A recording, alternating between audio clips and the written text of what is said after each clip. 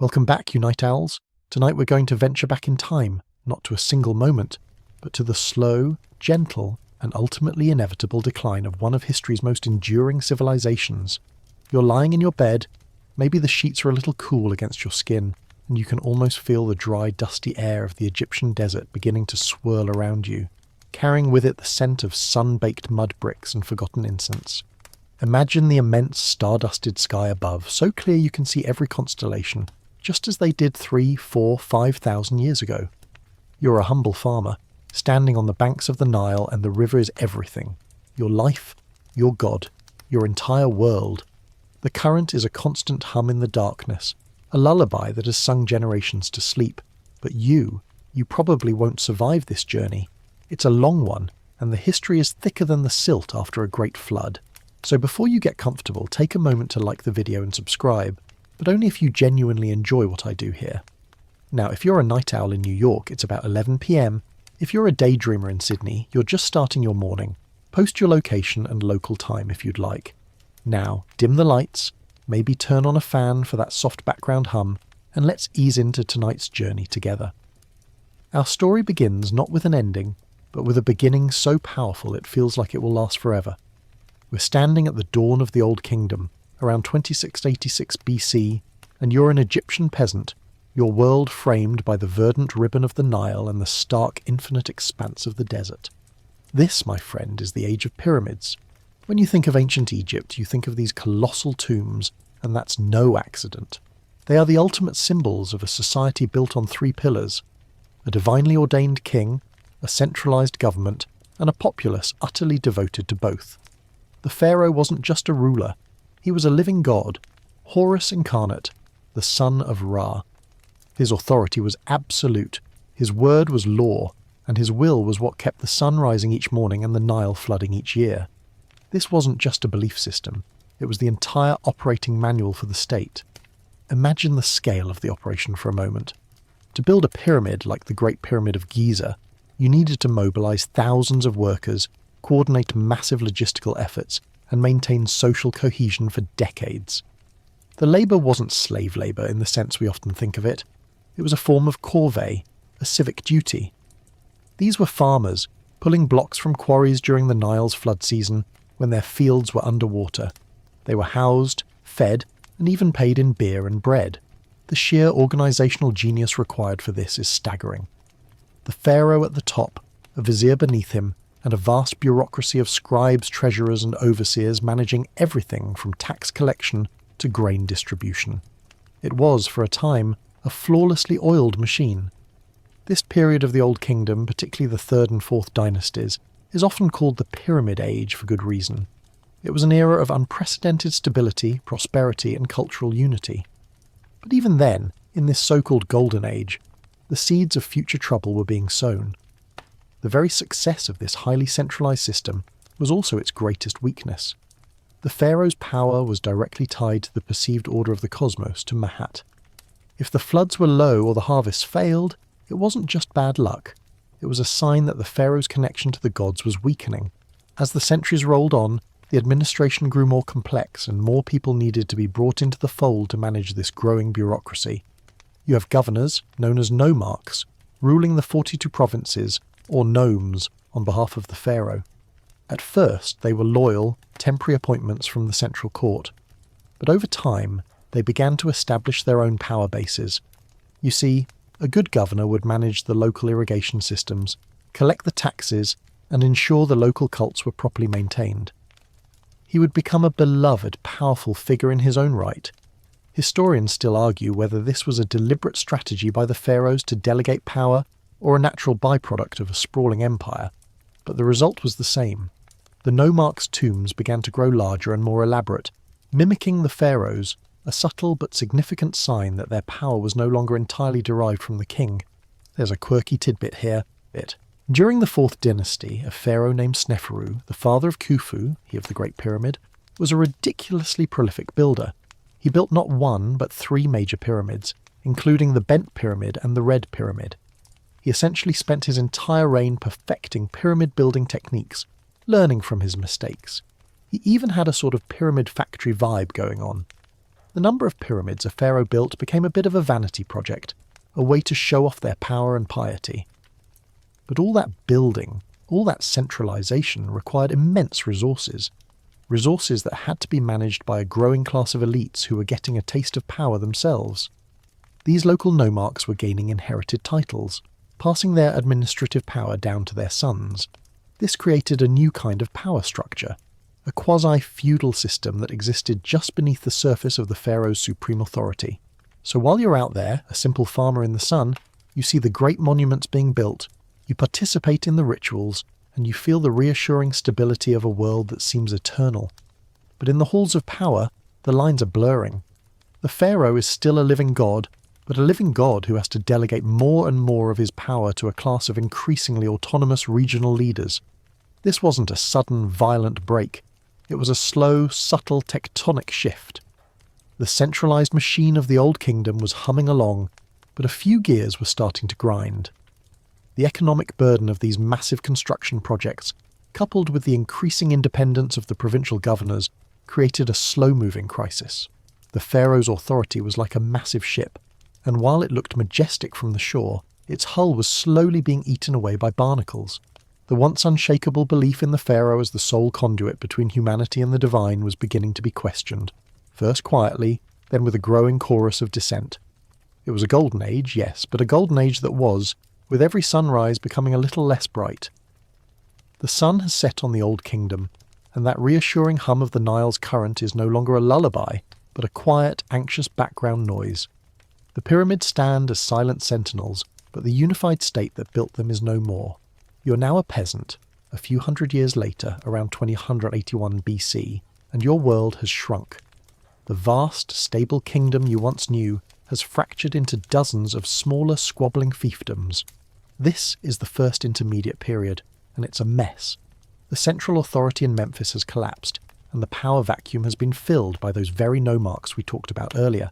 They're no longer just governors, they're kings in all but name, ruling their nomes with their own laws, armies, and even religious traditions. The unity that was the bedrock of Egyptian civilization has been shattered. Think of it this way. Your country has just broken up into a bunch of tiny states, each with its own ruler who thinks they're the new pharaoh. The great irrigation works, which once spanned the entire Nile Valley and were managed by a central bureaucracy, are now neglected. When the river's flood is low, it's not just a minor inconvenience, it's a local disaster, because your local nomarch doesn't have the resources or the authority to coordinate with the guy 100 miles upriver. The predictable cycles of life and death, of planting and harvesting, have become a chaotic gamble. The divine order, Ma'at, has been fundamentally disrupted. The pharaoh, the living god, is gone. Who do you pray to now? Who guarantees the cosmic order? The first intermediate period wasn't just a political fragmentation, it was an economic collapse. Trade routes were disrupted, taxes weren't being collected efficiently, and local conflicts were constant. The grand projects of the Old Kingdom were forgotten, and the focus shifted from building monuments to simple survival. This is where you see the emergence of a new kind of tomb for the nomarchs. Smaller, more focused on local deities, and filled with objects that show a much more personal piety. It's no longer about proving your divine connection to a distant universal pharaoh, it's about proving your divine connection to the gods of your local nome. The culture itself becomes regionalised. You can almost feel the psychological shift. The world used to be a single, divine entity, and now it's a fractured, unpredictable landscape. One of the more interesting tidbits from this era is the Admonitions of Ipuwer, a papyrus text that, while likely written later, captures the mood of the period perfectly. It's a lament, a poetic catalogue of all the world's ills. The author writes of a world turned upside down, the poor are full of joy and the rich groan, the man who could not afford sandals is now a lord of granaries, and the son of a high-ranking man is no longer recognisable. It's a stark, almost apocalyptic vision of social chaos, where the traditional hierarchy has been completely inverted. Whether it's a factual account or a piece of literary fiction, meant to highlight the dangers of a world without order, it certainly shows how deeply unsettling the fall of the Old Kingdom was for the average Egyptian. The very concept of who you were and what your place was in the universe had been thrown into disarray. It's a classic case of what happens when the top of the pyramid, literally and metaphorically, is removed. Historians still argue whether this was a true Dark Age or simply a period of decentralised rule. While there was undoubtedly hardship and conflict, local nomarchs were still building tombs and temples, and a certain degree of cultural and economic life continued. It wasn't total anarchy, but it was certainly a far cry from the unified, centralised and seemingly eternal state of the Old Kingdom. The key phrase here is fragmentation, not obliteration. The Egyptian identity, the core beliefs, they didn't disappear. They simply adapted, becoming more localised, more personal, and perhaps in a strange way, more resilient. But chaos, like a fire, eventually burns itself out or gives rise to something new. Two powerful nomarchs, one based in Heracleopolis in the north and another in Thebes in the south, began to vie for supremacy. The conflict between these two families, the 9th, 10th dynasties in the north and the 11th dynasty in the south, would define the latter half of the First Intermediate Period. This was not a quick war. It was a drawn-out struggle for control of the entire Nile Valley, a battle to re-establish the divine unity that had been lost. These rulers fought, schemed, and married to gain an advantage. The country was split in two, and you, as a resident of this divided land, had to choose a side, or simply hope that the fighting didn't come to your town. The Theban family, with its charismatic leaders and religious fervour, eventually gained the upper hand. They saw themselves not just as conquerors, but as restorers of the sacred order. They were on a mission from the gods to reunite the two lands of Upper and Lower Egypt, to bring back the Mayat that had been so grievously lost. It's the ultimate let's get the band back together story, but with a lot more bronze weapons and political intrigue. The final act of this period is the reunification. The Theban king, Mentuhotep II, a truly remarkable figure, finally defeated his northern rivals and re-established control over the entire country. He did this not just through military might, but by presenting himself as the saviour of Egypt, the one who brought order out of chaos. He even changed his name to reflect his new role as a unifier. He was the first pharaoh of a new age, the Middle Kingdom. And with that, the long, painful and often bloody First Intermediate Period came to a close. The country was whole again, but it had been fundamentally changed by the experience. The idea of the pharaoh as an unchallengeable remote god was gone. He was now a ruler who had to prove himself, a restorer of order, a powerful man who had won his throne through conquest as much as divine right. The memory of the chaos lingered, a cautionary tale that would shape the new dynasty for centuries to come. The darkness has finally given way to a new dawn, and with it comes a feeling of cautious hope. The chaos of the First Intermediate Period is a lingering memory, a story told in hushed tones around the fire. You're now living in the Middle Kingdom, a period that begins around 2055 BC, and the world feels more stable, more ordered. A new dynasty, the 11th, has reunited the two lands. The Theban king, Mentuhotep II, is your pharaoh, and he's not a distant, unreachable god in a far-off capital. He's a restorer, a conqueror, a man who brought order out of anarchy. This new pharaonic image is different. The Old Kingdom pharaoh was a celestial being, a manifestation of the divine. The Middle Kingdom pharaoh, however, is a shepherd of his people, a champion who earned his right to rule by ending a long civil war. He's still divine, yes, but he's also more human, more accessible, and more responsible for the welfare of his subjects. The capital is no longer in the north, at Memphis, but at Thebes in the south, a testament to the dynasty's origins. For a time, the old nomarchs who caused all the trouble in the first place are still around, but their power is carefully managed. The new pharaohs are clever. They don't just eliminate the local leaders, they bring them into the fold, demanding oaths of loyalty and creating a new class of powerful officials who owe their position directly to the king. The bureaucracy, a little rusty from disuse, is rebuilt and strengthened. The new pharaohs, especially the kings of the 12th dynasty, are master administrators. They introduce land surveys, establish new towns and fortresses, and launch massive public works projects. It's a pragmatic, almost modern-feeling approach to governance. One of the great projects of this era is the reclamation of land in the Fayum region, a large depression west of the Nile. The pharaohs build a massive dike and a complex system of canals to drain the water, creating vast new agricultural lands. This wasn't just a technological marvel, it was a powerful piece of propaganda. The pharaoh wasn't just a divine king, He was a king who could literally create new life, new land, and new prosperity for his people. The message was clear. A strong, unified state brings tangible benefits, benefits that you, the farmer, can see in your overflowing granaries. This is a far cry from the chaotic, unpredictable world of the First Intermediate Period. This is a world where you can once again plan for the future. The literature of the Middle Kingdom reflects this new, more complex reality. The old optimistic stories of the Old Kingdom are replaced by a more cynical and sometimes melancholy tone. You find works like the Tale of Sinuhe, a story of a court official who flees Egypt during a period of uncertainty and spends a life of adventure abroad, only to long for his home and the orderly embrace of the pharaoh. It's a story of homesickness, loyalty, and the importance of belonging to the one true kingdom.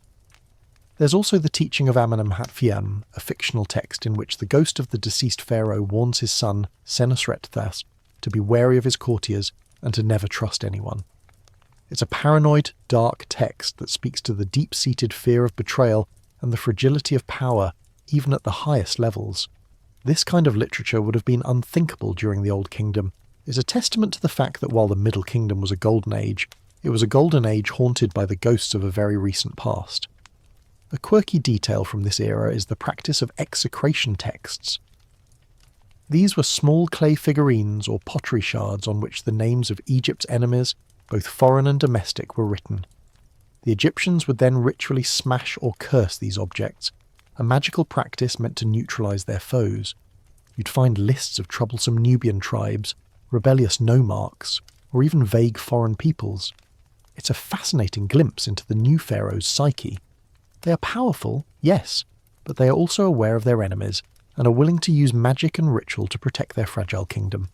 It's a subtle sign that the world is no longer as secure and isolated as it once seemed. And this brings us to the new vulnerabilities. The reunification was a great achievement, but it created a powerful new capital at Thebes and a renewed focus on the south. This meant that the northern border, the gateway to the Levant and the Near East, was more exposed. The Middle Kingdom pharaohs launched military campaigns into Nubia to secure gold and control trade routes, and they built impressive forts along the second cataract of the Nile. But their focus was south, not east. They built fortresses, yes, but they were still largely isolated, believing in their own divine supremacy. They were still Egyptians, a people apart, with their own unique language, culture, and gods. They saw the outside world as a source of resources and a home for barbarians. This period also sees the rise of a professional army.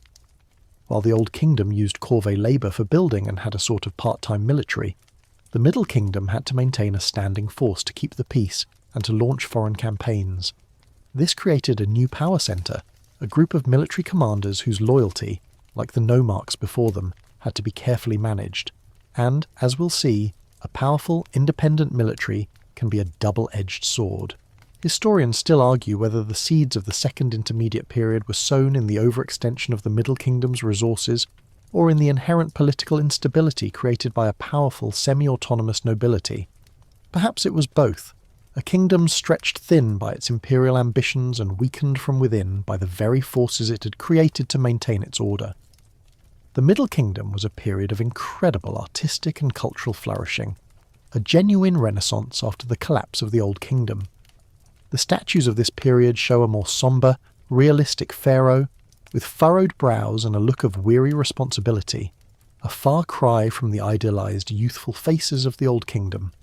It's a visual representation of the new pharaonic ideal, a ruler who shoulders the burden of his people, who has seen the darkness and is determined to prevent it from returning. But despite all the prosperity, all the literature, all the new art, the fundamental problems of Egypt's political structure were still there, just beneath the surface. The power of the local rulers was still a threat. The central authority was still vulnerable to a weak pharaoh, and the kingdom's borders were far from secure. The Middle Kingdom pharaohs were great, but they were not infallible, and the legacy of the First Intermediate Period was a lingering fear that one bad king could bring the whole house of cards crashing down again. The confident, sombre face of the Middle Kingdom pharaoh has begun to crack, and the feeling of stability you've enjoyed for centuries is starting to waver. Around 1782 BC, the last strong pharaoh of the 12th dynasty dies, and the kingdom, which had been so carefully rebuilt, begins to slowly unravel again. This is the beginning of the Second Intermediate Period, and it's a quieter, more insidious kind of chaos than the last one. Instead of a sudden collapse into civil war, the 13th dynasty pharaohs who follow are weak, often ruling for only a few years. The centralised bureaucracy, that carefully constructed machine, starts to stall. Power drifts back to the local authorities, and the capital moves north again, back to Memphis, then to a new, smaller city called Ichtawi. The grand projects in the Fayum cease, and the country becomes a patchwork of smaller states once more, mirroring the fragmentation of the First Intermediate Period. But this time, there's a new player in the game, a group that will change the course of Egyptian history forever. In the eastern Nile Delta, a region always a little more connected to the outside world, something new is happening. Over generations, a significant number of foreigners have settled there. Drawn by the fertile lands and the opportunities for trade, these are people from the Near East, Canaanites, Syrians and others, who bring with them new goods, new gods, and most importantly new ideas. They're not invaders, at least not at first. They are immigrants, merchants and workers. They build their own towns, most notably a city called Avaris, and they gradually grow in influence. At first, they are a minor nuisance, a group of powerful but non-Egyptian people living on the fringes of the kingdom. But as the central authority in Egypt weakens, their power grows. These people are the Hyksos, a name that the later Egyptians would translate to rulers of foreign lands. Now let's be clear, this isn't some massive single-moment invasion force storming down the desert. The process was much more gradual, a slow-motion takeover. They weren't a single race, but a diverse collection of Semitic-speaking peoples. They were pragmatic, adaptable, and most importantly, they brought with them a whole host of new technologies that Egypt had never seen before. You're a soldier at the time, and you're used to fighting with a copper axe and a simple shield. Then you come face to face with a Hyksos warrior, and he's riding a horse-drawn chariot, wearing a new kind of composite bow that can shoot arrows farther and with more force, and wielding a powerful bronze sword. Suddenly, your ancient, well-practiced way of war feels hopelessly outdated.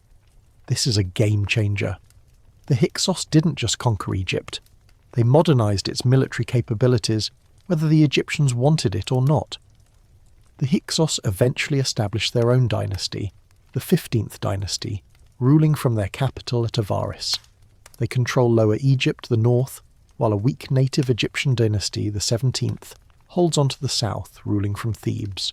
So now you're an Egyptian peasant living in the north, and your pharaoh is a foreign king. It's a surreal, unsettling situation. The Hyksos kings adopt Egyptian titles, they worship Egyptian gods alongside their own, and they even sponsor Egyptian scribes and artists. They are not trying to destroy Egyptian culture, they are trying to assimilate into it, to wear its mantle of divine authority. This is a mainstream historical fact. The Hyksos were a political dynasty ruling over a large part of Egypt, not just marauding barbarians. But the psychological impact on the native Egyptians was immense. The very idea of a foreign ruler was anathema to the concept of Ma'at and the divine order. For the first time, a large chunk of your country is ruled by people who are not from the Nile Valley, and who, for all their attempts at assimilation, are still fundamentally other. There's a quirky tidbit about this period. It's where Egypt's love affair with the horse begins. The Hyksos introduced the horse and chariot, and it fundamentally changes how warfare is conducted. It's a bit like the ancient equivalent of a new tank design. The Egyptians, for all their pride, are smart enough to recognise a good idea when they see one. They start to use these new technologies, but it's a slow learning process.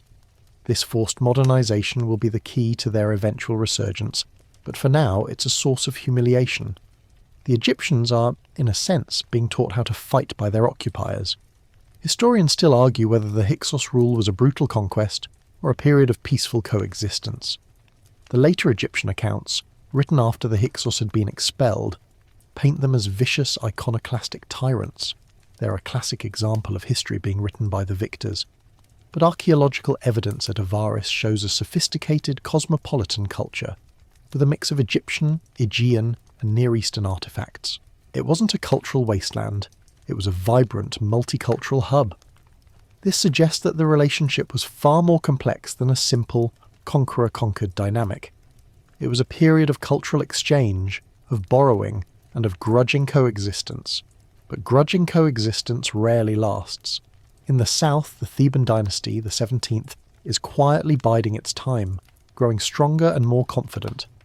The memory of the first intermediate period, of the need for a strong unified pharaoh, is still fresh. They see themselves as the last defenders of true Egyptian identity. The story of their eventual conflict with the Hyksos is told in the tale of two kings, Seqenenre-Tao and his son Kamose. Seqenenre-Tao, a king with a distinctively short reign, likely died in battle against the Hyksos. His mummy shows evidence of horrific head wounds, suggesting a brutal close-quarters fight. It's a vivid, silent testament to the struggle for independence. Kamose, his son, takes up the fight, launching a campaign to drive the Hyksos out. His stele, a kind of victory monument, describes the Hyksos ruler as a vile Asiatic, showing the deep-seated ethnic and cultural animosity that had built up. The struggle for reunification was not just a political act, it was a spiritual and cultural crusade. And this crusade, this drive to expel the foreigners and restore the cosmic order, is what ultimately gives rise to the New Kingdom. A dynasty born of conflict, a dynasty that had learned the hard lessons of the Second Intermediate Period. They had seen the weakness of a decentralized state, the humiliation of foreign rule, and the power of a strong unified military. They had also, crucially, learned how to use the Hyksos' own weapons against them. The Egyptians of the New Kingdom would be a new kind of Egyptian, more militaristic, more outward-looking, and less isolated. The Second Intermediate Period, for all its chaos and humiliation, had been a crucible that forged a new, more powerful and more ambitious Egypt. The foreigners are gone. The memory of the Hyksos, those rulers of foreign lands, has been violently scrubbed from the history books, or at least that's what the new rulers would have you believe. You're now living in the New Kingdom, beginning around 1550 BC, and the world has completely changed. This is a time of renewed confidence, a period of unprecedented wealth and power. The reunification of Egypt under the Theban 17th dynasty, culminating in the victorious campaigns of Amosthra, wasn't just a restoration, it was a revolution. The humiliation of the Second Intermediate Period had a profound effect. The Egyptians learned that their traditional isolationist worldview was a liability. The outside world wasn't just a place to get pretty rocks and a few exotic animals, it was a source of powerful ideas and dangerous enemies. And so, the New Kingdom was born, not just as a kingdom, but as an empire. Imagine you're a young man, and instead of just being a farmer, you're being drafted into a professional army. You're being trained to use the very weapons that the Hyksos used against you, the horse and chariot, the composite bow. You're not just defending your home, you're being sent on campaigns into Syria, Palestine, into Nubia, and beyond. The pharaohs of the 18th dynasty, Thutmose I, Thutmose III, Hatshepsut, and later Amenhotep III, are not just rulers of Egypt, they are empire builders. They see the world as a game of chess, and they're playing to win. They establish garrisons in foreign lands, demand tribute from conquered peoples, and create a vast network of vassal states. The wealth pouring into Egypt from these campaigns is staggering.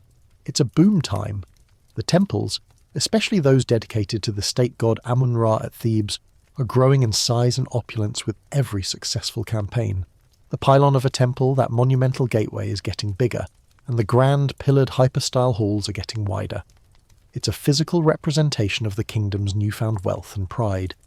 This imperial expansion, a mainstream historical fact, comes with its own set of problems. To manage this vast, sprawling empire, the bureaucracy expands exponentially. You have an army of scribes, treasurers, and officials managing tribute, trade, and diplomatic correspondence. This is a far more complex system than the one that managed the Old Kingdom's single, monolithic state. It's a massive multinational corporation, with the pharaoh as the CEO. The pressure on the administration is immense. The pharaoh is no longer just a living god. He's also a military commander, a diplomat, and the head of a massive economic engine. This is a new, and in some ways more precarious kind of power. A pharaoh can no longer just sit on his throne and expect things to run smoothly. He has to be actively involved, constantly proving his strength and authority to both his own people and his foreign vassals. And this is where the overextension comes in. The empire is a powerful source of wealth and prestige, but it is also a source of great stress. The army is stretched thin, guarding distant fortresses and putting down frequent rebellions. The diplomatic correspondence, as seen in the Amarna letters from a later period, shows that the pharaoh had to constantly manage rivalries and petty disputes between his vassal kings in the Levant. It's a lot of work and it's a constant drain on resources. The core of Egypt, the Nile Valley itself, is still the heart of the empire, but its fate is now inextricably linked to events thousands of miles away. A rebellion in Syria, a new enemy tribe in the deserts, a bad harvest in Nubia. All these things now have a direct impact on the stability of Egypt. The isolation that once protected Egypt is gone, replaced by a web of complex and often hostile international relations. There's a quirky tidbit about this period which you might find interesting. The pharaohs of the 18th dynasty, particularly Thutmose III, a man often called the Napoleon of Egypt, were meticulous record keepers. He had a scribe with him on every campaign, and they would meticulously record every plant, animal and artifact they found. They brought back exotic species from foreign lands and had them planted in the temple gardens at Karnak. It's a sign of a new kind of curiosity, an empire builder's fascination with the world he was conquering. It wasn't just about loot, it was also about knowledge and prestige. It's a very different mindset from the Old Kingdom's insular focus on the Nile Valley. But this period of unparalleled glory and expansion was also a period of burgeoning internal conflict. The army, once a tool of the pharaoh, now had its own powerful commanders. The priesthood of Amun, the state god, grew incredibly wealthy and powerful from the spoils of war. They owned vast tracts of land, had their own administrative staff, and commanded immense prestige. The pharaoh had to constantly navigate the delicate balance of power between the army, the bureaucracy, and the priesthood. A strong pharaoh could manage these forces, but a weak one would be swallowed whole. Historians still argue whether the seeds of the new kingdom's ultimate collapse were sown in the overextension of the empire itself or in the rise of these powerful semi-autonomous institutions within Egypt. It's a classic chicken and egg problem. Did the empire create the need for these powerful institutions, or did the institutions grow so powerful that they eventually broke the empire? This period of incredible expansion and wealth, this golden age of the new kingdom, also gave rise to the most dramatic religious upheaval in Egyptian history. But we'll get to that later. For now, you are a part of this world. You're no longer just a farmer, you're part of a machine. Maybe you're a soldier, a scribe, or a stone mason working on a new temple. The wealth and power are everywhere. The gold from Nubia gleams in the treasury, the exotic goods from the Levant are in the markets, and the prestige of being an Egyptian citizen is at an all-time high. But there's a cost. The old simple certainties are gone. The pharaoh is no longer just a distant god. He's a general, a politician, and a businessman, and his kingdom is no longer just a divine state on the Nile. It's a sprawling, multi-ethnic empire, held together by military might and a delicate web of diplomacy. It's glorious, but it's also a house of cards, and you can feel the first faint tremors of instability beginning to shake the foundation. The sun is still high and bright, but the air is different. There's a new tension, an undercurrent of anxiety that wasn't there during the Great Expansion. The pharaoh Amenhotep III has died, and his son Amenhotep IV has taken the throne. You're a courtier, a priest of Amun, or maybe a simple artisan in the capital city of Thebes. Life is good. The wealth of the empire is still pouring in, and the great temples of Amun-Ra are more opulent than ever. But you can feel a shift in the wind, a strange new energy coming from the palace. This pharaoh, this new Amenhotep IV, is not like the others. He's a religious fanatic, a visionary, and he's about to turn your entire world on its head. In the early years of his reign, Amenhotep IV starts to promote a new god, or rather, an old god, in a new, radical way. This deity is the Aten, the physical disk of the sun. At first, it seems like a minor shift, maybe just another aspect of the sun god Ra. But it soon becomes clear that this isn't just an addition to the pantheon, it's a replacement. The pharaoh begins to elevate the Aten above all other gods, claiming that it is the one true universal deity. Then, in a move that is as shocking as it is unprecedented, he changes his own name from Amenhotep, Amun is pleased, to Akhenaten, spirit of the Aten. This is the mainstream historical fact that sends a shiver down the spine of every priest in Thebes. The pharaoh is not just a worshipper, he is the sole prophet, the only one who can truly commune with this new, singular god. This is a frontal assault on the entire established religious order. The priesthood of Amun, which had grown so incredibly wealthy and powerful from the empire's spoils, is now suddenly irrelevant. Their god is being demoted, their temples are being neglected, and their power base is being systematically dismantled. The pharaoh's radical monotheism is not just a theological debate, it's a political coup. Akhenaten builds a new capital city from scratch, a city dedicated to his new god.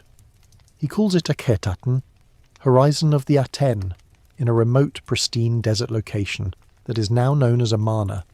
He moves the entire court there, forcing the elite to abandon their homes and their connections in Thebes. He even sends out officials to systematically chisel out the name of the god Amun from inscriptions and monuments across the country. It's a shocking, iconoclastic campaign, a kind of historical vandalism that must have felt like a direct assault on the very fabric of Egyptian identity. There's a quirky tidbit here about the art of the Amarna period.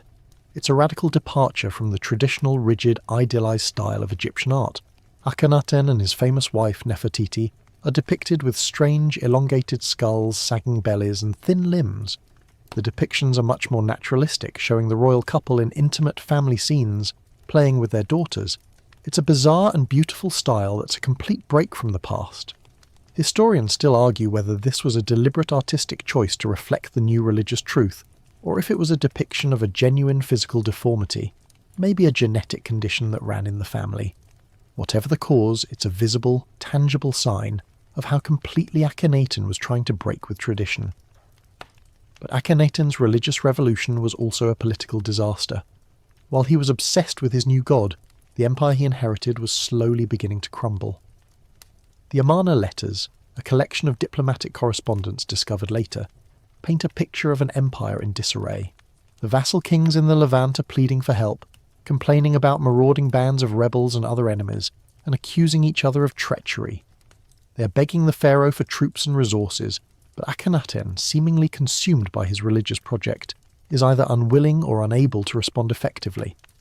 The empire, built on military strength and a careful web of diplomacy, is being neglected. The prestige and authority of the pharaoh, once absolute, are beginning to erode in the eyes of his foreign subjects. And back home, the religious upheaval is causing deep social divisions. While the court in Amarna is embracing the new faith, the vast majority of the population, from the priests who are now out of a job to the common people who had worshipped Amun and countless other gods for centuries, must have been deeply unsettled. The pharaoh, the one who was supposed to uphold Marat, the divine order, was the one who was now actively subverting it. Historians still argue whether the Amarna period was a genuine religious movement, or simply a political power grab by Akhenaten to weaken the powerful priesthood of Amun. It's probably a bit of both, a messy blend of personal belief and political calculation that ended up backfiring spectacularly. When Akhenaten dies, his religious revolution dies with him. His son, a young boy named Tutankhaten, living image of the Aten, takes the throne. Under the guidance of his powerful advisors, including the military commander Horemheb, the court abandons Amarna and returns to Thebes. The boy pharaoh changes his name to Tutankhamun, living image of Amun. The old gods are restored. The name of Akhenaten is systematically erased from the records. His city of Akhetaten is abandoned and left to crumble, and his religious experiment is condemned as a heresy. It's a complete reversal, a frantic attempt to put the genie back in the bottle. But you, a simple person living through this, know that something has been fundamentally broken. The idea that a pharaoh could be so wrong, that the divine order could be so fragile, had been exposed for everyone to see. The old certainties, the bedrock of Egyptian society, were gone. The unity that had been so hard won was now gone, replaced by a sense of deep-seated unease and a power vacuum at the very top.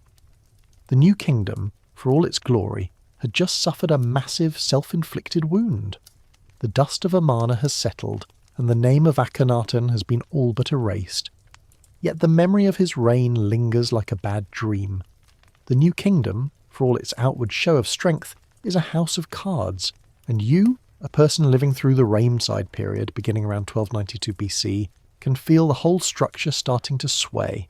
This era is named after a long line of powerful pharaohs, most notably the great Ramesses II, a man who, in many ways, embodies the last gasp of Egyptian imperial might. He's a charismatic, prolific builder, and a military man who, like a good theatrical actor, is very good at selling a powerful, confident image. But beneath the surface, the cracks are showing. Ramesses II is a mainstream historical fact, a figure so dominant that his shadow stretches across the rest of Egyptian history. He builds more monuments and statues than almost any other pharaoh. He campaigns tirelessly, fighting the Hittites in modern-day Turkey for control of the Levant.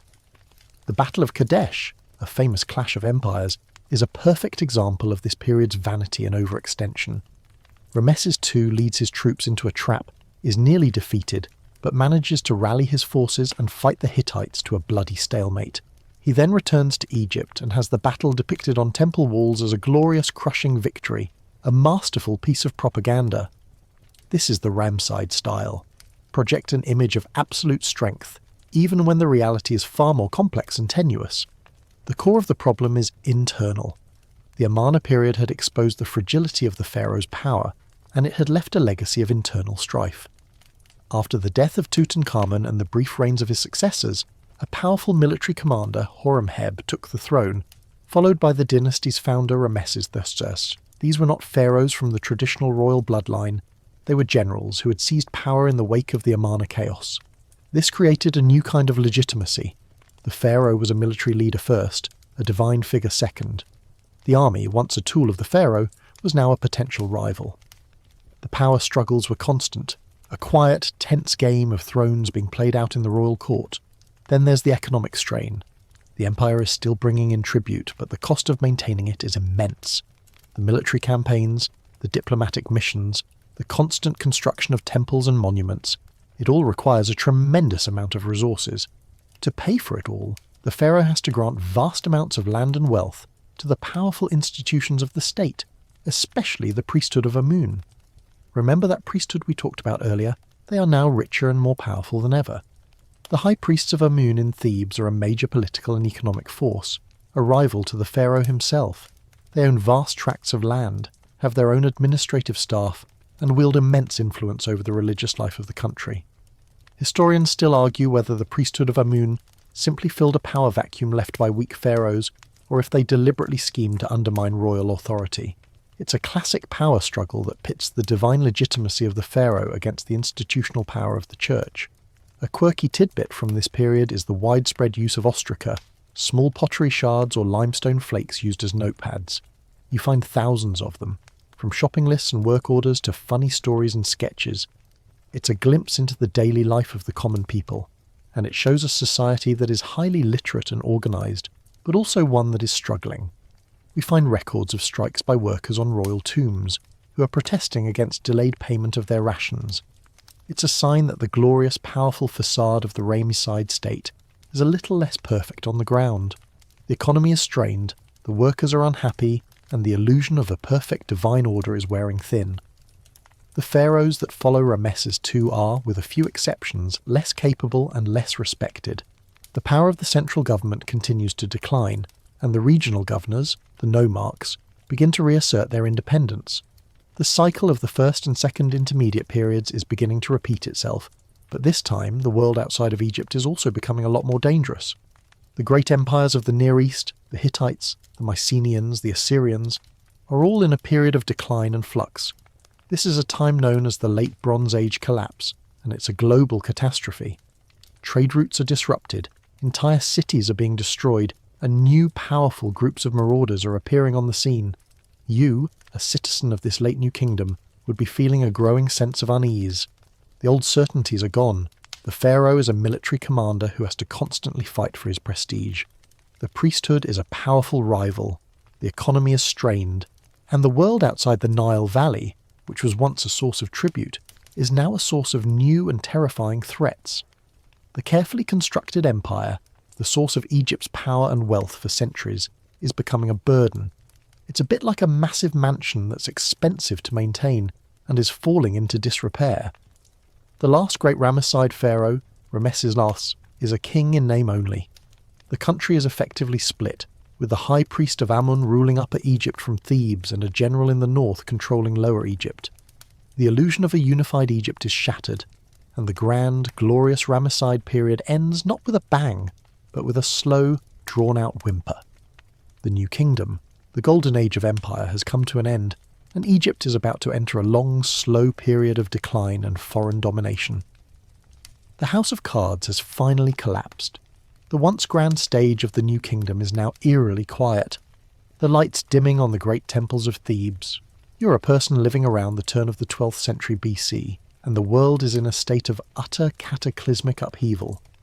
The Ramesside pharaohs are a faint memory, and the country is once again divided between a high priest of Amun in the south and a powerful general in the north. This is the beginning of the Third Intermediate Period, and it's a time of great uncertainty and fear. But the biggest threat is not internal, it's coming from the sea. Imagine the news trickling in, a series of terrifying, fragmented reports from the edges of the empire. First, it's a rumour about a city in Anatolia being sacked. Then, a report that a great kingdom in the Levant has been burned to the ground. Then, the refugees start arriving, a stream of displaced people from across the Near East, carrying their meagre belongings and tales of a terrible, unstoppable force. These are the Sea Peoples, a mysterious and devastating confederation of raiders who are sweeping across the Mediterranean and the Near East, destroying everything in their path. This is a mainstream historical fact, a moment of profound collapse that brought down the entire Bronze Age civilization. The great powers, the Hittite Empire, the Mycenaean kingdoms, and the city-states of the Levant are all falling, one by one. The Ramesside pharaohs, particularly Meneptah and later Rameses III, were the last to deal with this threat head-on. Meneptah, in his 5th year, fought a coalition of Libyans and Sea Peoples, repelling them from the delta. But it was Rameses III, a truly formidable figure, who faced the full force of their migration. He is your great hope. He rallies the remnants of the Egyptian army and navy, and he meets the invaders in 2 great battles, one on land and one at sea. The Medinet Habu Temple, his mortuary temple in Thebes, depicts these battles in vivid detail, showing the Sea Peoples with their distinctive horned helmets and round shields. The captions boast of a glorious victory, a heroic defence of Egypt against the conspiracy of the lands, and for a time it seems like he has succeeded. He has saved Egypt from the same fate that befell the Hittites. But the victory comes at a terrible cost. The battles with the Sea Peoples are not just military victories, they are a kind of historical punch to the gut. The empire's trade networks are shattered, the flow of tribute and resources dries up, and the economy, already strained, goes into a tailspin. The Sea Peoples, even if they were defeated at Egypt's doorstep, were still a disruptive force. The very lands that had been the source of Egypt's imperial wealth, Syria and Palestine, are now in chaos. The great Egyptian garrisons in the Levant are abandoned, and the control of these lands is lost forever. Egypt, for the first time in centuries, is forced to turn inward. It's an end to the empire, a hard stop to the age of imperial expansion. There's a quirky tidbit about these Sea Peoples that adds to their mystery. We don't know who they were or where they came from. The names on the Egyptian inscriptions, the Peliset, the Checker, the Sherden, sound like they might be from modern-day Philistines, Trojans or Sardinians, but it's pure speculation. They are a ghost army from a lost world. Historians still argue whether they were a single group of invaders, a loose confederation of raiders, or a symptom of a larger systemic collapse of the late Bronze Age political and economic systems. Perhaps they were just displaced people themselves, refugees from their own collapsing societies, looking for a new place to call home. Whatever their origin, their impact was undeniable. They were the nail in the coffin of the new kingdom's imperial ambitions. After Rameses III, the Ramesside pharaohs that follow are increasingly weak and ineffectual. The central government loses all control. The country is split between 2 power centres, a high priest of Amun in the south who effectively rules Thebes and its environs, and a powerful general in the north who rules the delta. You, a simple person in this divided land, would feel it everywhere. The state is no longer a unified entity. It's a fractured collection of local power bases. The great monuments of the new kingdom are no longer being built. The gold and silver are gone, replaced by a kind of historical quiet, a long, slow period of decline. The economy is a shambles, trade is disrupted, and the security of the country is constantly threatened by new enemies from the west. These new enemies are the Libyans, a people from the desert to the west of Egypt. They'd been a thorn in Egypt's side for centuries, and many of them had been captured as prisoners of war and settled in the delta. They had become mercenaries in the Egyptian army, a powerful, distinct class of soldiers. With the collapse of central authority, these Libyan chieftains begin to take more and more power. It's a slow, quiet takeover. They are no longer just mercenaries. They are local power brokers, marrying into Egyptian noble families and adopting Egyptian titles. It's a new kind of foreign infiltration, not a violent invasion, but a kind of political and social osmosis. The stage is being set for a new kind of foreign rule, one that will last for centuries. So the new kingdom ends not with a bang, but with a series of quiet, drawn-out failures. The Sea People's raids, the collapse of the empire, the internal power struggles, the rise of the priesthood, and the growing influence of foreign mercenaries. It's a perfect storm of disaster. You're a peasant in the Delta, and your lord is no longer a pharaoh from the line of Rameses, but a Libyan chieftain who speaks a different language and worships different gods, at least privately. Egypt is no longer a unified imperial power. It's a shadow of its former self, a country that is once again fragmented and vulnerable. The memory of the empire is still there, in the colossal statues and the temple reliefs, but it's just a memory. The sun has set on the golden age, and the night is just beginning. The sun has set on the great age of empire, and the familiar landscape of the Nile Valley is now dotted with new faces and a new kind of power. You're a person living in Egypt during the 10th century BC, and the kingdom you know is a fragmented place. The central authority of the pharaoh has evaporated, leaving behind a series of local rulers, each vying for influence. This is the era of Libyan rule, and it's a fascinating, complex time. It's a period of deep internal divisions, but also a time of surprising cultural assimilation. The Libyans, those desert peoples from the west, had been a presence in Egypt for centuries, both as enemies and as mercenaries. Over time, they had settled in the Delta region, intermarrying with Egyptian noble families and rising through the ranks of the military. With the power vacuum left by the collapse of the new kingdom, these powerful Libyan chieftains began to take control. They didn't conquer Egypt in the traditional sense, they simply filled the power void. One of the most successful of these chieftains was Sheshonq, who managed to unite much of the country and established a new dynasty, the 22nd, with its capital at Tanis in the Delta. He's a mainstream historical fact, a figure who founded a long-lasting dynasty of Libyan pharaohs.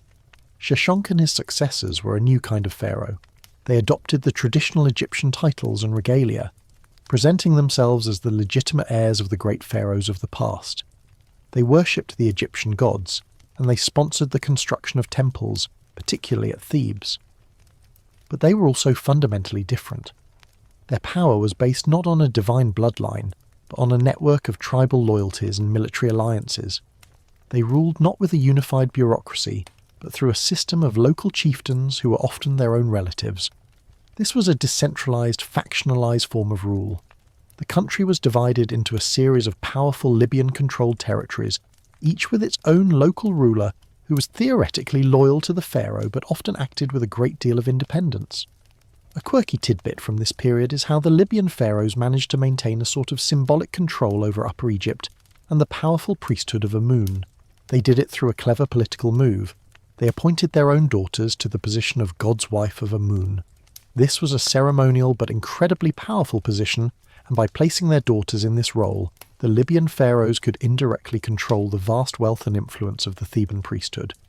It was a brilliant blend of old Egyptian religious tradition and new Libyan political manoeuvring, a kind of ancient political dynastic marriage.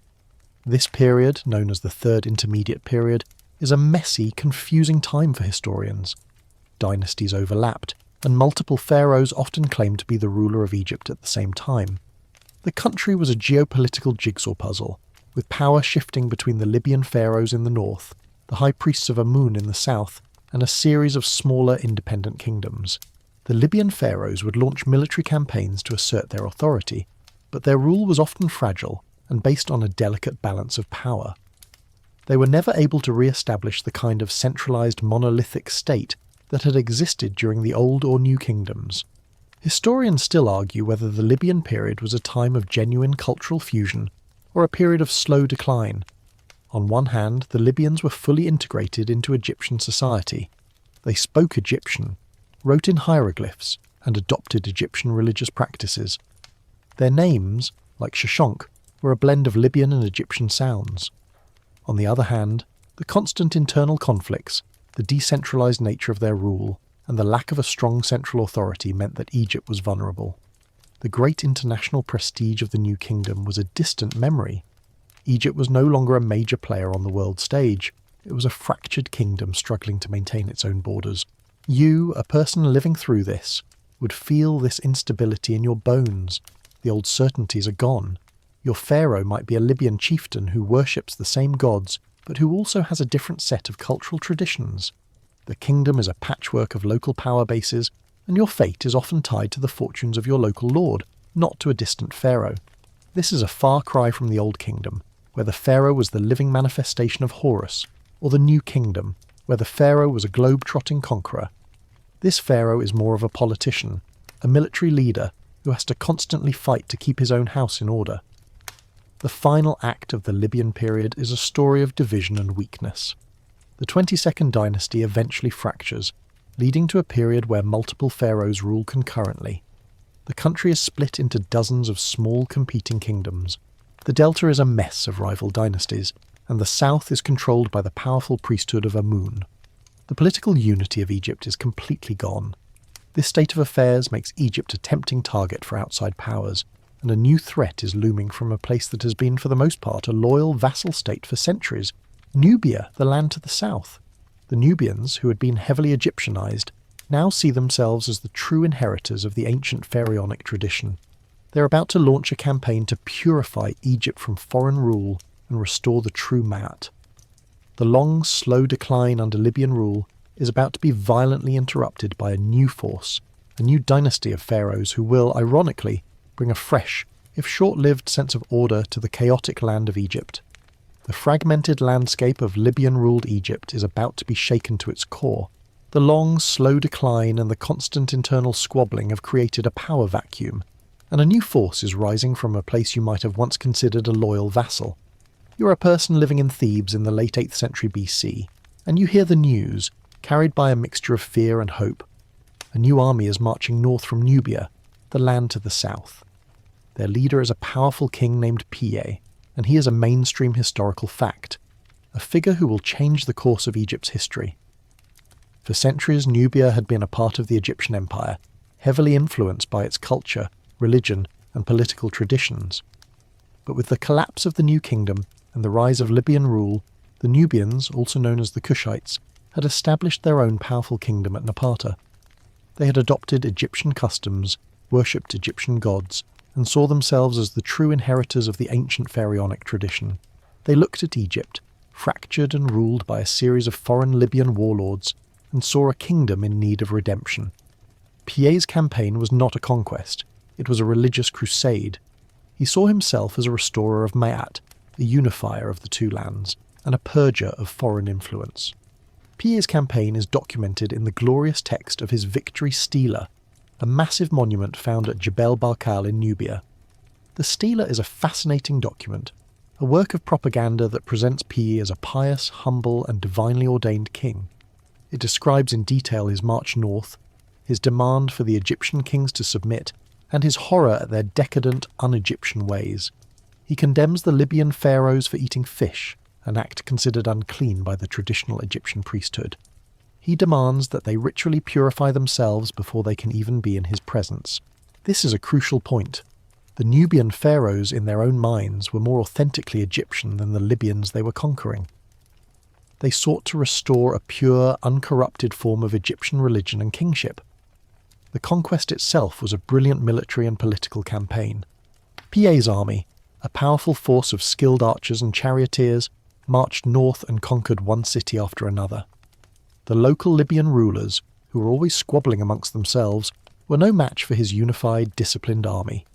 Thebes, a bastion of traditional Egyptian religion, welcomed him as a liberator. The high priest of Amun, and the god's wife of Amun, willingly submitted to his authority, seeing him as the true heir of the gods. Piye then pushed north into the delta, where he eventually forced the Libyan pharaohs to submit. He didn't depose all of them, he simply made them his vassals, forcing them to pay tribute and swear allegiance. This was a pragmatic move, a way to control the north without having to manage it directly. And so, the 25th dynasty of Egypt, a dynasty of Nubian pharaohs was established. You, a person living in this time, would have found yourself in a strange new world. Your new pharaoh is a dark-skinned Nubian from the south, a man who worships Amun with a fervour that would have made the New Kingdom priests blush.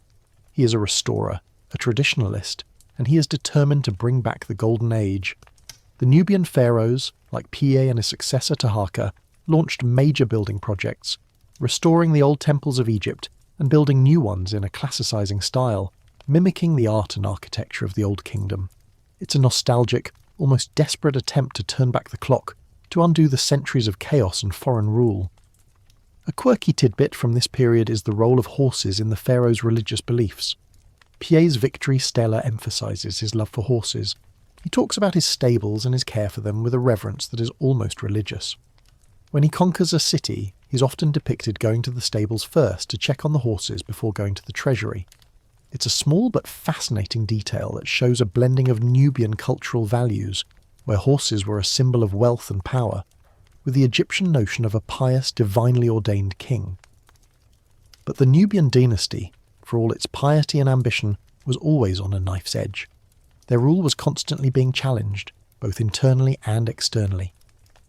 The local Libyan rulers in the delta, while subjugated, were still a source of constant friction and potential rebellion. The great international threat was coming from a new, more terrifying empire to the east, Assyria. The Assyrians, a brutally effective military machine, were expanding rapidly, conquering all of the Near East, and they saw Egypt as a rich prize. The Nubian pharaohs, with their small kingdom and their focus on internal restoration, were in no position to stop them. Historians still argue whether the Nubian dynasty's rule was ultimately beneficial or detrimental to Egypt. On one hand, they brought a much-needed sense of unity and stability to the country, and their restoration of traditional religious values was a powerful cultural force. On the other hand, their focus on internal restoration and their repeated conflicts with the Assyrians ultimately weakened Egypt further, making it an easy target for a full-scale invasion. Their pious but politically fragile rule was a last glorious but doomed attempt to hold back the tide of foreign empires.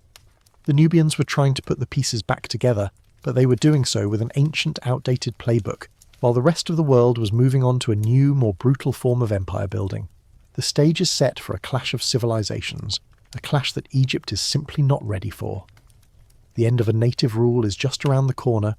The quiet piety of the Nubian pharaohs is about to be shattered by the thunderous march of a new, terrifying power. The Assyrians are here. You're a person living in the Nile Delta in the 7th century BC, and you're caught between a rock and a hard place. In the south, your pharaoh is a Nubian king, a pious restorer of the old ways who is constantly campaigning against his rivals and trying to hold his fractured kingdom together. To the east, a new enemy is looming, an empire so brutal and so efficient that they are a legend of terror across the entire ancient world. This is the Assyrian Empire, a mainstream historical fact, and their arrival is the final definitive end of Egypt's political independence. The Assyrians, with their iron weapons, massive siege engines, and a reputation for unparalleled cruelty, are a new kind of empire builder. They are not interested in cultural assimilation or religious restoration. They're interested in conquest, tribute, and control. The Nubian pharaohs, in their attempts to hold on to their influence in the Levant, had constantly butted heads with the Assyrians. The Nubian pharaoh Taharqa, a formidable king in his own right, had even supported rebellions against the Assyrians. This was a direct challenge to the great Assyrian king Esarhaddon, and he was not a man to be trifled with. He launched a full-scale invasion of Egypt, and the result was a catastrophe. The Assyrian campaign was swift and brutal.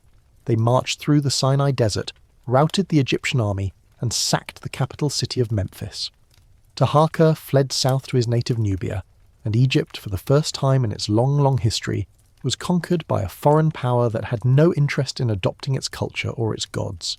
Esarhaddon's victory stele, a propaganda monument found in Syria, shows the Assyrian king holding the kneeling figures of Taharqa's son and a local Egyptian ruler by a rope, a powerful and humiliating image of Egypt's subjugation. This was not a symbolic control. This was a total, crushing defeat. After Esarhaddon's death, Taharqa briefly managed to retake Memphis, but the Assyrian counterattack was swift and decisive. This time, the Assyrians under Ashurbanipal were even more brutal. They marched all the way to Thebes, the spiritual heart of Egypt, and sacked the city. The temples, the treasury, the great monuments, all were looted and desecrated. The city, which had been the seat of power for the Middle and New Kingdoms, was left in ruins. The destruction of Thebes was a psychological blow from which Egypt would never truly recover. It was the Assyrian equivalent of burning the Vatican to the ground. The great prophecies of the Hebrew Bible, which spoke of the fall of Egypt, were fulfilled in a way that must have terrified the entire Near East. A quirky tidbit from this period is the Assyrian use of propaganda. They were master propagandists, using art and literature to project an image of power and terror. The reliefs on their palace walls show scenes of brutal conquest, of enemies being flayed alive, of cities being burned to the ground. This wasn't just for show. It was a form of psychological warfare, meant to break the will of their enemies before they even had to fight them. They were an empire of fear, and it worked brilliantly. The Assyrians didn't just defeat Egypt, they humiliated it. But the Assyrians, for all their military might, had a problem. Their empire was too vast to control directly. They couldn't rule Egypt with a heavy hand from thousands of miles away. So they appointed a series of local Egyptian rulers, loyal to them, to govern the country. They are a mainstream historical fact. These are the Site rulers, a family from the city of Sais in the Delta, who had been collaborating with the Assyrians. One of these rulers, Necho-Theoan, was killed in battle by the Nubians when they tried to retake the country. But his son, Psamtik-Thuril, was a brilliant statesman. He was installed as the ruler of Egypt by the Assyrians, but he had his own plans. Historians still argue whether Psamtik-Thuril was a collaborator or a patriot. Was he a cynical pawn of the Assyrians who simply waited for his chance to strike, or was he a true Egyptian nationalist who used the Assyrians to get rid of the Nubians? It's likely a bit of both. Psamtik was a pragmatist. He used his position to consolidate his power, and he hired Greek mercenaries to build a powerful army loyal only to him. As the Assyrian Empire began to decline, weakened by constant wars and internal rebellions, Psamtik saw his chance. He quietly and skillfully cut his ties to his Assyrian overlords, and by the middle of the 7th century BC, he had declared himself the pharaoh of a newly unified and seemingly independent Egypt. The Assyrian invasion, for all its brutality and humiliation, had a strange paradoxical effect. It broke the power of the Nubians, who were the last native-style pharaohs, and it ushered in a period of native rule under the Sate dynasty. But this was not a return to the glory days. The Assyrian invasion had shown the world that Egypt was vulnerable, that its once unassailable borders could be breached, and that its great cities could be sacked. The memory of Thebes in ruins would linger for centuries. The native rule of the Sate pharaohs, which we will discuss next, was a final, glorious but doomed attempt to recapture a past that was gone forever. The Assyrian conquest was the final blow to Egypt's long history as an independent, self-contained power. The country was now an open stage, a rich prize for any foreign empire with the military might to take it. The Assyrian storm has passed, leaving behind a devastated Thebes and a country ruled by a new power. But this time, the ruler is an Egyptian, Psamtik-Thuril, and he has managed to do the impossible. He has kicked out his Assyrian overlords and reunified the country. You are a person living in this brief period of native rule, known as the Sate Renaissance, beginning around 664 BC, and there's a feeling of cautious optimism in the air. The new capital is in the city of Sais in the Delta, a move that signals a renewed focus on the north and a more outward-looking cosmopolitan mindset. Psamtik and his successors are a mainstream historical fact, a dynasty of pragmatic, clever pharaohs who will try to bring back the glory days of Egypt. The Sate pharaohs are a different breed. They are not empire builders like the pharaohs of the New Kingdom, nor are they pious purists like the Nubians. They are diplomats, merchants, and shrewd politicians. They see that the world has changed, and they adapt. They are still pharaohs, of course, and they adopt the traditional titles and regalia. They launch a massive program of temple building and restoration, and their art and culture consciously mimic the styles of the Old and Middle Kingdoms. This is the Renaissance part of the name, a deliberate and sometimes a little stiff attempt to go back to a perceived golden age. The statuary of this period, for example, is beautiful and technically masterful, but it lacks the spontaneity and innovation of the Amarna period.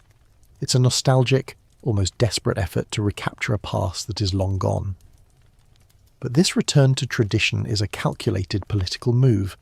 It's a way of asserting a powerful Egyptian identity after centuries of foreign rule. It's a message to the people: we are Egyptian, we are strong, and we are the legitimate heirs of a great and glorious past. This is a powerful form of propaganda, a way of building national unity after so much chaos and division. The Sate pharaohs are smart enough to realise that a strong cultural identity is a powerful tool. The Sate pharaohs are also master pragmatists. They understand that military power is what ultimately keeps them in charge, so they hire Greek and Carian mercenaries to form the core of their army. These foreigners are not just soldiers, they are loyal to the pharaoh, not to a particular tribe or region of Egypt. This is a crucial difference from the Libyan period, where the pharaoh had to constantly balance the power of various chieftains. The Sate army is a tool of the central government, and it is a very effective one. The pharaohs use this army to secure their borders, put down rebellions, and even to project a little bit of power in the Levant. They are not building an empire, but they are ensuring that they are a force to be reckoned with. A quirky tidbit from this period is the presence of a large Greek trading colony at the city of Naucratis in the Delta. The Sate pharaohs, particularly Amasis II, actively encouraged Greek merchants to settle there. It was a bustling cosmopolitan city, a place where Egyptian and Greek culture, language and goods all mingled. It was a controlled point of contact with the outside world, a way for the Sate pharaohs to benefit from foreign trade without allowing foreign influence to spread too deeply into the rest of Egypt. It's a sign of a new kind of openness, a recognition that a purely insular Egypt could not survive in the new geopolitical landscape. The Sate dynasty, for all its success, was a period of lingering weakness. Egypt was still a rich prize, and a new, more powerful empire was rising to the east, the Achaemenid Persian Empire. The Sate pharaohs knew this, and they tried their best to deal with the threat through a combination of diplomacy and military alliances. They sent troops to help their allies in the Levant, and they tried to play the great powers off against each other, but they were ultimately outmatched.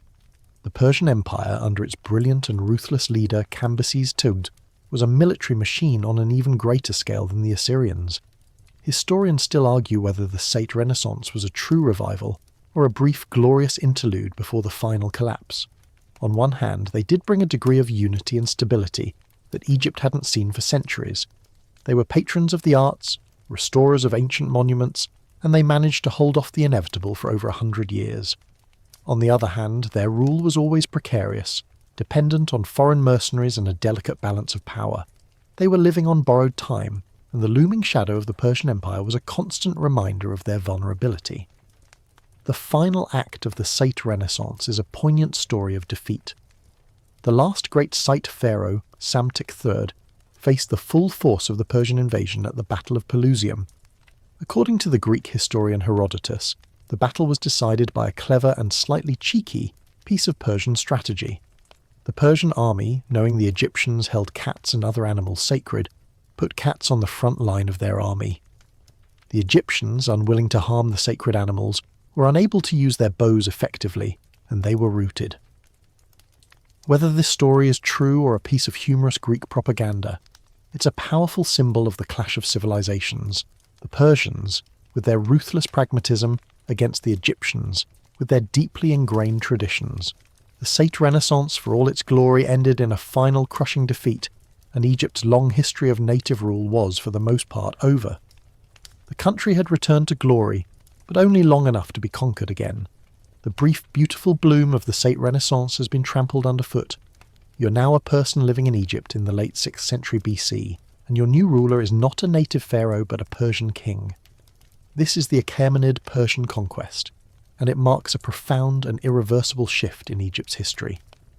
The new pharaoh is Cambyses II, a mainstream historical fact, the son of the great Cyrus the Great, and he is a very different kind of ruler from all the kings who came before him. He's not a restorer, he's not a pious traditionalist, and he is not interested in playing political games. He's a conqueror, and he comes with a new, alien worldview. The Persian conquest was a definitive end to Egypt's long history of political independence. The Sate army, with its Greek mercenaries, was no match for the massive multi-ethnic Persian army. The Battle of Pelusium, which marked the end of the Sate dynasty, was a crushing defeat. Cambyses then marched on to Memphis, the ancient capital, and took it without a fight. The entire country, from the delta to the First Cataract, was now a satrapy, a province of the vast Achaemenid Persian Empire. The ancient title of pharaoh, that sacred and divine office, was now held by a foreign king thousands of miles away, who ruled not from the Nile, but from Susa and Persepolis. Cambyses' rule was, at least in the eyes of the later Egyptians, a period of cultural disdain. The Greek historian Herodotus tells a series of vivid, and likely exaggerated, stories about the new king's behaviour. He talks of Cambyses mocking the Egyptian gods, desecrating temples, and even killing the sacred Apis bull, the living manifestation of the god Ptah. Whether these stories are true or not, they certainly capture the spirit of the time. The Persians, with their monotheistic Zoroastrian religion, had a fundamental lack of respect for the complex animal-headed pantheon of the Egyptians. This was not a period of cultural assimilation like the Hyksos or the Libyans. It was a period of conquest and a clash of civilizations. The Persians saw the Egyptians as a conquered people, and their religious beliefs as quaint and backward. A quirky tidbit from this period is the story of Cambyses' ill-fated expedition to the oasis of Siwa. He sent a massive army into the desert to destroy the oracle of Amun there, which had prophesied his downfall. According to Herodotus, a massive sandstorm swallowed the entire army, and not a single man returned. It's a classic tale of a foreign conqueror being humbled by the forces of the Egyptian gods.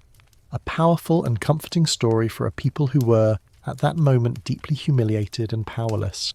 Whether it's a historical fact or a myth, it shows how the Egyptians were trying to make sense of their new reality, by telling stories that showed their gods were still powerful, even if their pharaoh was not. The Persian rule, for all its heavy-handedness, was not a period of complete oppression. The Persian kings, especially the great Darius the Thursars, were master administrators. They connected the Nile with the Red Sea via a canal, a massive engineering project that opened up new trade routes to the Indian Ocean. They introduced a standardized currency, a new legal code, and a more efficient system of taxation.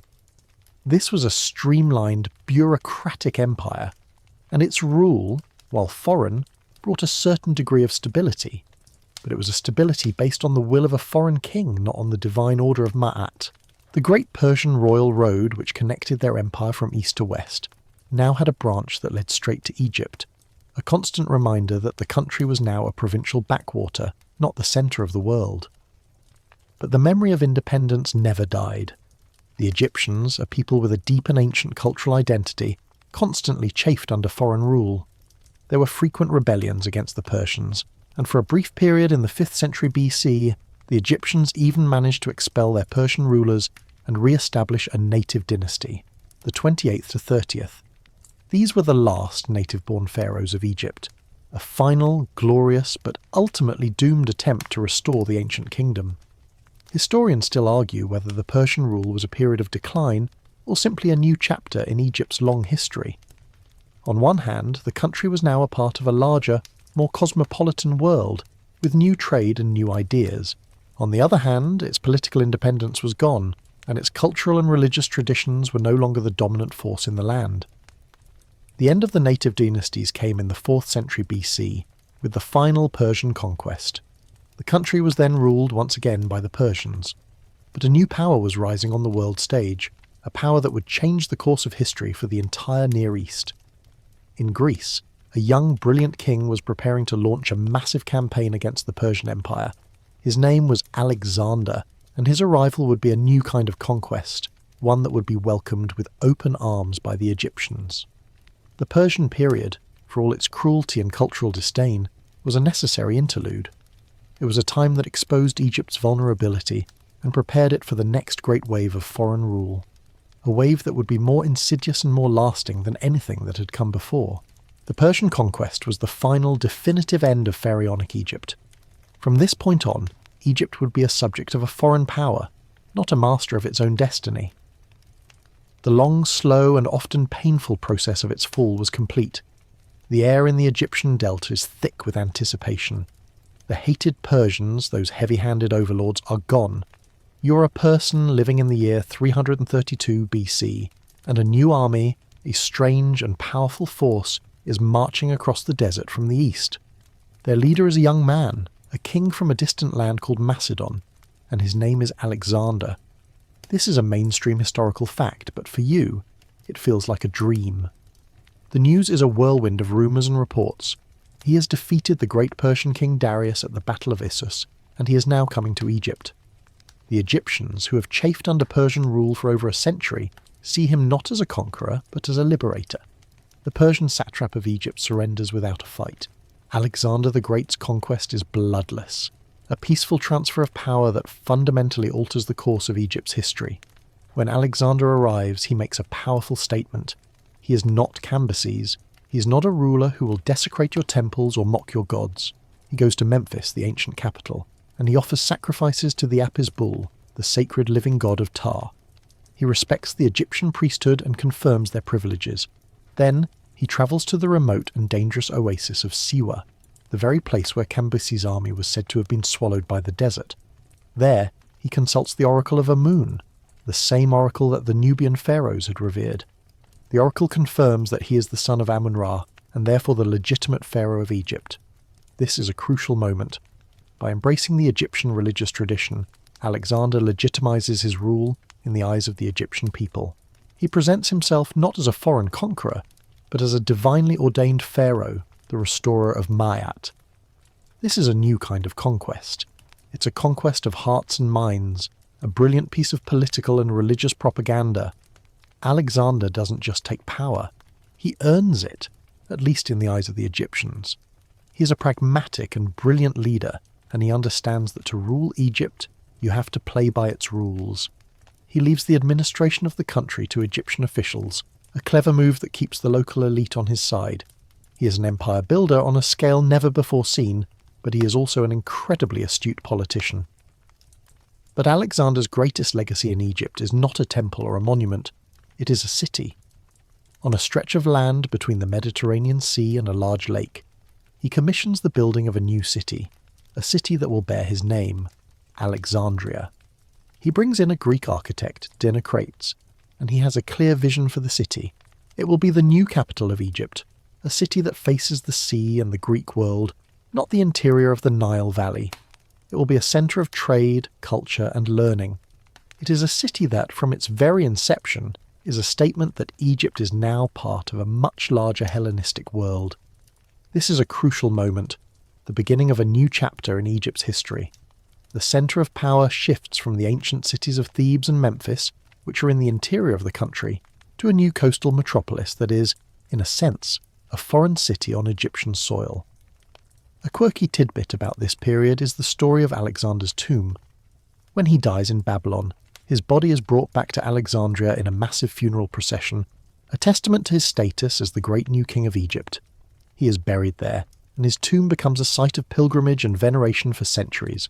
The tomb itself is a powerful symbol of the new dynasty, a connection to the great conqueror who had liberated Egypt from the Persians. It is a physical embodiment of the new order, a blend of Macedonian power and Egyptian religious tradition. But Alexander's time in Egypt is brief. He stays for less than a year, and then he marches off to continue his conquest of the Persian Empire. He leaves Egypt in the hands of a new administration, an administration that is a mix of Greek and Egyptian officials. This is the beginning of a long period of rule by his successors, the Hellenistic kings, who would eventually be known as the Ptolemaic dynasty. When Alexander dies in 323 BC, his vast empire is divided among his generals. The general who takes control of Egypt is a man named Ptolemy, the son of Lagus. He's a mainstream historical fact, the founder of the dynasty that will rule Egypt for the next 300 years. Historians still argue whether Alexander's conquest was a benefit or a curse for Egypt. On one hand, he ended the despised Persian rule and brought a new era of stability and prosperity. The founding of Alexandria was a visionary act that would make Egypt a centre of trade and learning for centuries. On the other hand, his conquest was the final nail in the coffin of native Egyptian rule. From this point on, Egypt would always be ruled by foreigners, first the Macedonians and then the Romans. The political independence that had defined Egypt for millennia was gone forever. The Macedonian conquest was a soft end, a bloodless victory that felt like a liberation. But in reality, it was the beginning of a long, slow process of cultural assimilation and loss of political identity. The land of the pharaohs was now a Hellenistic kingdom, a rich prize in a new world of international politics and military power. The last chapter of ancient Egyptian history was just beginning. The Macedonian army has come and gone, and the pharaoh on the throne is no longer a native son but a Macedonian general named Ptolemy. This is the beginning of the Ptolemaic dynasty, a period that will span nearly 300 years, from 305 BC to 30 BC. You are a person living in Egypt during this time, and your world is a strange and fascinating blend of two cultures. In the city of Alexandria, you'll find a bustling cosmopolitan metropolis that looks and feels like a Greek city. The official language is Greek, the administration is Greek, and the rulers are Greek. But in the rest of the country, in the villages and temples of the Nile Valley, the ancient Egyptian traditions still hold sway. This is a mainstream historical fact. The Ptolemies ruled Egypt as pharaohs, but they were also Hellenistic kings, and they never fully integrated into Egyptian society. The Ptolemies were brilliant rulers. They understood that to control Egypt they had to control the economic engine of the country, the Nile. They restored the irrigation works, introduced new agricultural techniques, and created a highly centralised and efficient bureaucracy to manage the taxes and the grain harvest. The wealth of Egypt, the granary of the Mediterranean, was now flowing directly into the coffers of the Ptolemaic kings, making them one of the richest dynasties in the Hellenistic world. They used this wealth to build magnificent temples, to fund a massive fleet, and to wage constant wars against their rival Hellenistic kingdoms. The court in Alexandria was a dazzling centre of art, culture and science. The Library of Alexandria, with its legendary collection of scrolls, was the intellectual heart of the world, and the Lighthouse of Alexandria, one of the 7 wonders of the ancient world, was a testament to their power and technological prowess. But beneath this glittering facade, the seeds of destruction were being sown. The Ptolemaic rule was a classic case of an occupying power that never truly became a part of the country it ruled. The rulers and the ruling class were all Greek. They lived in Alexandria, spoke Greek, and worshipped Greek gods, even as they paid lip service to the Egyptian deities. The vast majority of the population, the native Egyptians, were a conquered people. They were a source of taxes and labour, and they were, for the most part, excluded from the centres of power and influence. This created a deep and lasting social and ethnic divide, a chasm between the Greek elite and the native Egyptians. The native population, for their part, never fully accepted the Ptolemies as their legitimate pharaohs. They saw them as foreigners, and there were frequent rebellions and uprisings, particularly in Upper Egypt, which remained a bastion of Egyptian tradition. A quirky tidbit from this period is the creation of a new syncretic god, Serapis. The Ptolemies, in a clever attempt to create a god that both Greeks and Egyptians could worship, fused the Egyptian god Osiris and the sacred Apis bull with Greek deities like Zeus and Hades. The result was a new deity, a god of the afterlife and healing, whose cult was centred in Alexandria. It was a fascinating and deliberate attempt at cultural fusion, a top-down religious reform that ultimately never fully caught on with the native Egyptian population, who preferred to worship their old gods in their old ways. The Ptolemaic dynasty, for all its power and wealth, was plagued by internal factionalism. The royal family was a nest of vipers, with frequent assassinations, coups and civil wars. The Ptolemies, following the ancient pharaonic tradition, often married their own siblings to keep the bloodline pure, but this often led to a series of weak and inbred rulers who were more interested in fighting each other than in ruling the country. This internal weakness, combined with the deep ethnic divisions, made the kingdom incredibly fragile. The royal court was a hotbed of intrigue, and the pharaohs had to constantly rely on mercenaries and their own Greek armies to maintain control. Historians still argue whether the Ptolemaic period was a creative fusion of two cultures, or a parasitic occupation. On one hand, the Hellenistic period saw a genuine blossoming of art, science, and philosophy. The influence of Greek ideas on Egyptian culture and vice versa was profound. On the other hand, the vast wealth of Egypt was being used to fund foreign wars and to enrich a foreign elite, while the native population remained in a state of subjugation. The Ptolemaic period was a long, slow process of the Hellenization of Egypt, a process that was never fully complete, but which fundamentally altered the country forever. The last of the Ptolemaic rulers, a woman named Cleopatra VII, is a mainstream historical fact, a figure who will capture the imagination of the world. She was a brilliant and charismatic woman and she was the first Ptolemaic ruler to learn to speak Egyptian. She saw the writing on the wall. The great power of the Mediterranean was no longer the Hellenistic kingdoms, but a new, more powerful empire to the west, Rome. She understood that to survive, Egypt had to ally itself with Rome, but she was a little too clever for her own good. Her alliances with Julius Caesar and then with Mark Antony were a high-stakes gamble to preserve Egypt's independence. But it was a gamble that ultimately failed. The Ptolemaic period ends not with a whimper, but with a bang, with the death of Cleopatra and the final, decisive Roman conquest of Egypt.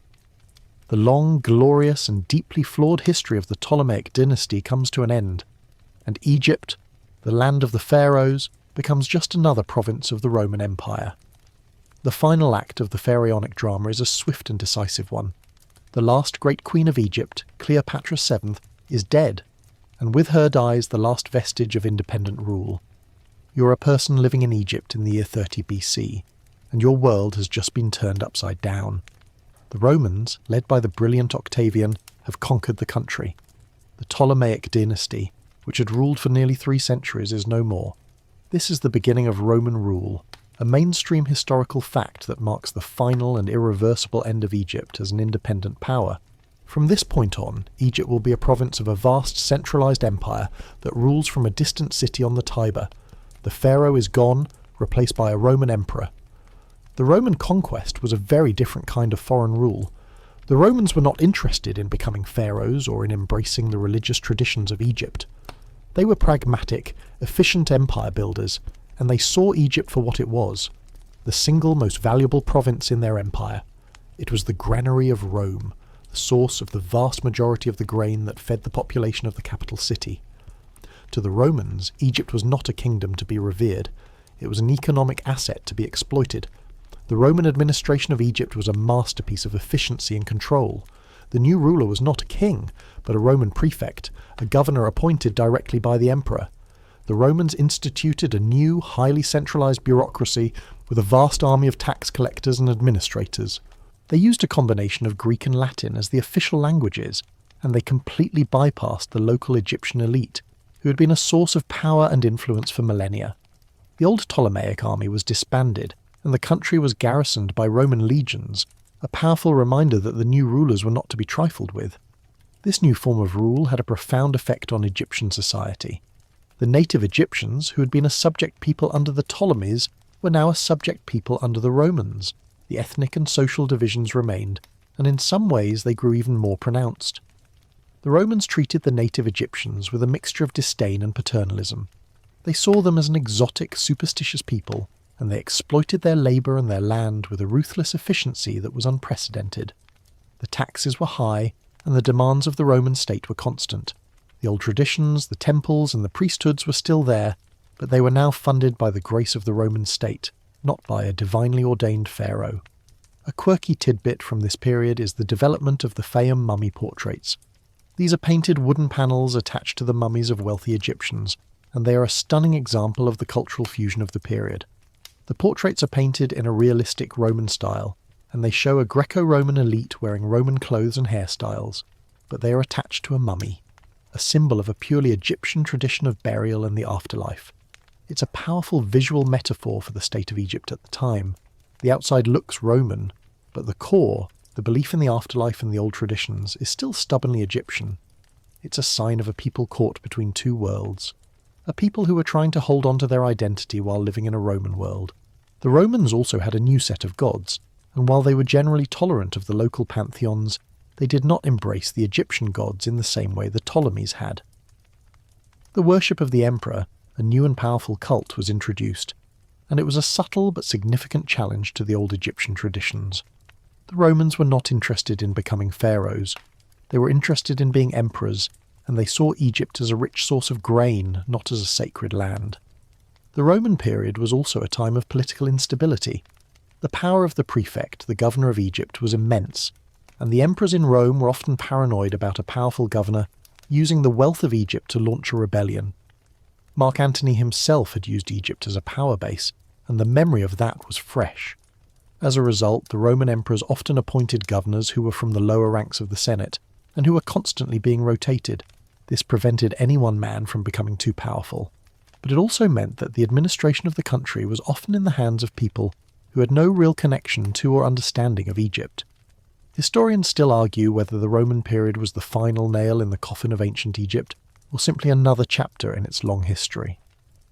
On one hand, the Roman rule was a period of stability and prosperity, at least for the Roman elite. The country was peaceful, the economy was booming, and the great cities were flourishing. On the other hand, the Roman rule was a period of cultural and political subjugation. The native Egyptians had no voice in their own government, and their ancient traditions were slowly but surely being eroded. The pharaohs were gone, and the gods were fading into the background. The long, slow decline that had started centuries ago was now complete. Egypt was no longer a kingdom, it was a resource, a possession of a foreign empire, and its great ancient civilization was slowly but surely fading into history. The stage is set for the final and most profound change in the identity of Egypt, the coming of a new religion, a new way of seeing the world that would forever change the face of the land of the pharaohs. We have traversed thousands of years, from the magnificent monolithic unity of the Old Kingdom to the fragmented and subjugated province of the Roman Empire. But to truly understand the fall of ancient Egypt, we have to pull back from the parade of pharaohs and conquerors and look at the more fundamental, and in some ways more powerful, forces that were at play. We have to talk about the Nile. The river, the very heart and soul of Egyptian civilization, was also a source of its greatest vulnerabilities. You are a farmer in Roman-era Egypt, and the river is still your life, but it's also a capricious and unpredictable god, and its moods are a matter of life and death. This is the role of economic and environmental factors, a mainstream historical fact that is often overlooked in the grand narrative of kings and empires.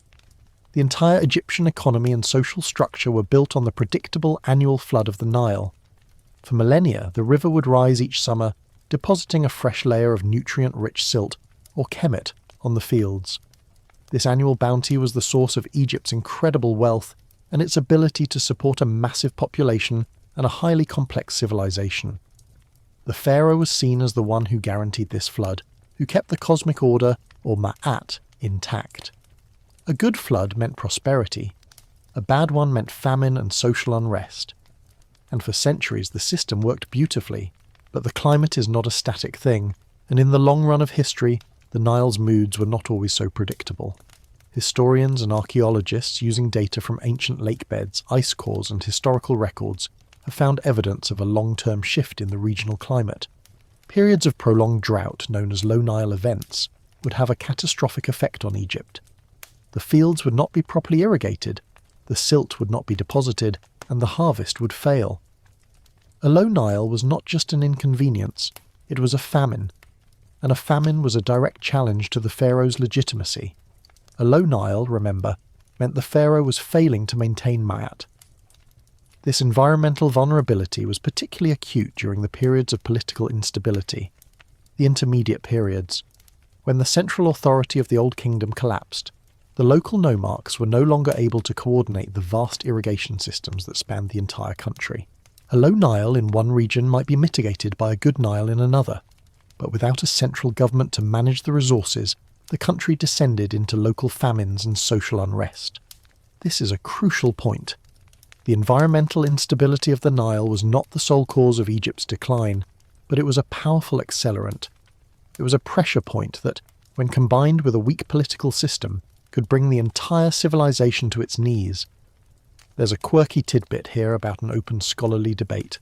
A number of historians and climate scientists now believe that a series of volcanic eruptions in the early Ptolemaic period may have been the root cause of some of the dynasty's political instability. A major eruption would have spewed a massive amount of sulfur into the atmosphere, causing a global drop in temperature and disrupting rainfall patterns, which would, in turn, have led to a series of low Nile floods. The resulting famines would have made the native Egyptian population ripe for rebellion, and the Ptolemaic kings, already struggling with internal power struggles, would have been faced with a series of food riots and uprisings. It's a fascinating theory that shows how even the geology of the planet could have played a role in the fall of ancient Egypt. As Egypt became a province of a larger empire, first the Persians, then the Ptolemies, and finally the Romans, its economic vulnerability only increased. The The great wealth of the Nile was no longer used to support the pharaonic state.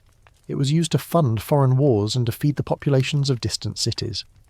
The Roman demand for grain from Egypt was insatiable, and it put immense pressure on the agricultural system. The Romans, with their highly centralised and efficient bureaucracy, were able to extract a massive amount of wealth from Egypt, but they were also less flexible when the inevitable low Nile events occurred. A bad harvest was not a local famine. It was a disruption to the food supply of the capital, and the Roman response was often swift and brutal. In addition to the environmental factors, there were also the long-term economic shifts. The great trade routes that had made Egypt so wealthy in the New Kingdom were constantly changing. The rise of new empires, new technologies, and new trade partners meant that Egypt was no longer the sole or even the primary source of wealth and goods for the Near East. The shift from a barter economy to a currency-based economy, introduced by the Persians and perfected by the Ptolemies and Romans, also fundamentally altered the economic landscape. The old agricultural-based economy of the pharaohs was no match for the sophisticated international and currency-based economies of the great empires. Historians still argue whether Egypt's long-term environmental and economic vulnerability was a cause or a consequence of its political decline. Was Egypt weakened by its own internal problems, which then made it more susceptible to climate shocks?